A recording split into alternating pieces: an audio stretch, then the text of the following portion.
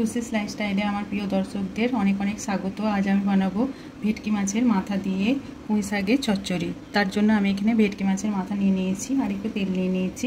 আর এখানে পুঁই শাক আমি ভালোভাবে কেটে ধুয়ে পরিষ্কার করে রেখে দিয়েছি। এখানে কিছু সবজি নিয়েছি আলু, এখানে নিয়েছি কুমড়ো, আর এখানে নিয়েছি ঝিঙে। এগুলো সবকে আমি ডুমো ডুমো করে কেটে নিয়েছি। এখানে আমি নিয়ে নিয়েছি হলুদ সর্ষে বাটা, আর এখানে একটা কাঁচা লঙ্কা, শুকনো লঙ্কা, আদা বাটা আর রসুন বাটা নিয়ে নিয়েছি। আর একটা কড়াতে আমি সর্ষের তেল দিয়ে গ্যাসে গরম করতে দিয়েছি।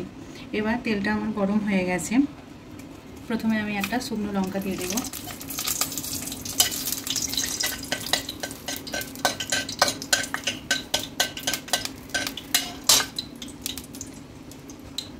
দিয়ে প্রথমে আমি কুমড়োটাকে ভেজে নেব হালকা করে।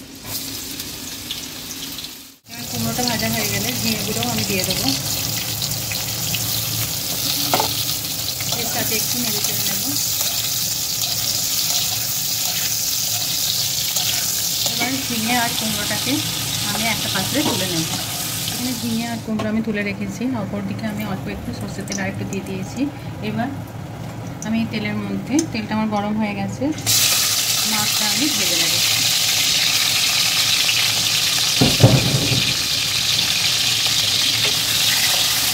মাছটা একটু লাল লাল করে আমি ভেজে নেব। মাছের মাথাটা, ভেটকি মাছের মাথাটা ভালোভাবে ফ্রাই হয়ে গেছে। এবার আমি এটাকেও তুলে নেব।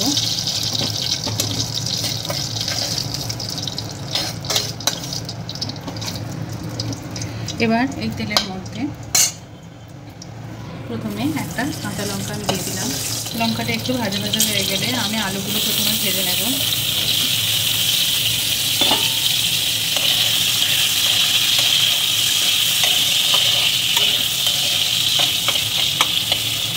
আলুটা একটু লাল লাল করে ভেজে নেব। এবার আলুটা লাল লাল করে ভাজা হয়ে গেছে। এবার আমি রসুন পেস্ট করে রেখেছিলাম সেটা দিয়ে দিলাম, আর আদা পেস্ট করে রেখেছিলাম সেটাও দিয়ে দিলাম। এবার একটু ভালোভাবে নেড়ে চেড়ে নেব তেলের সঙ্গে।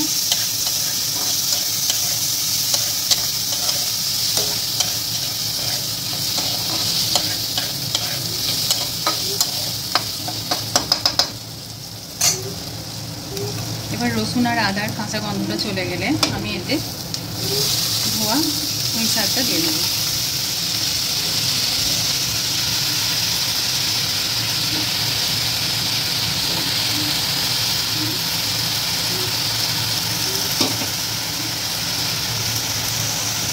একটু নাড়িয়ে নেব।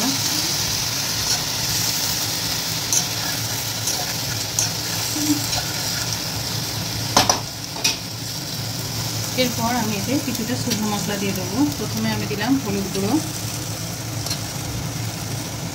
একটু ঝাল লঙ্কা গুঁড়ো, অল্প একটু কাশ্মীরি লঙ্কা গুঁড়ো, আর দিয়ে দেবো পরিমাণ মতো নুন।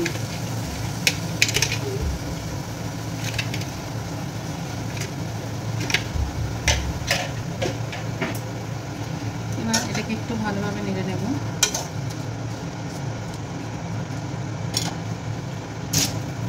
এবার কিছুক্ষণের জন্য এটাকে আমি স্লো ফ্লেমে একদম সিদ্ধ করতে দেবো। কিছুক্ষণ বাদে আমি ঢাকনাটাকে তুলে নেব।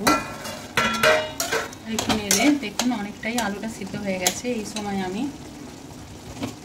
কুমড়ো, ঝিঙে আর মাছের মাথাটা দিয়ে দেবো। একটু ভালোভাবে নেড়ে নেব।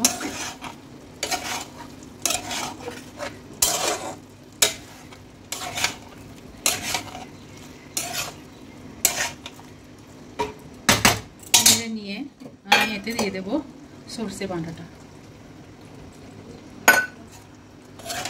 দিয়ে আবার একটু মিলিয়ে নিয়ে একদম লো ফ্লেমে আমি এটাকে আবার সব কিছু ভালোভাবে সিদ্ধ হতে দিয়ে দেবো। বেশ কিছুক্ষণ পর আমি ঢাকাটা তুলে নিলাম। এবার দেখুন সমস্ত জিনিসটা ভালোভাবে সিদ্ধ হয়ে গেছে। এই সময় আমি এতে একটু চিনি দিয়ে দেবো।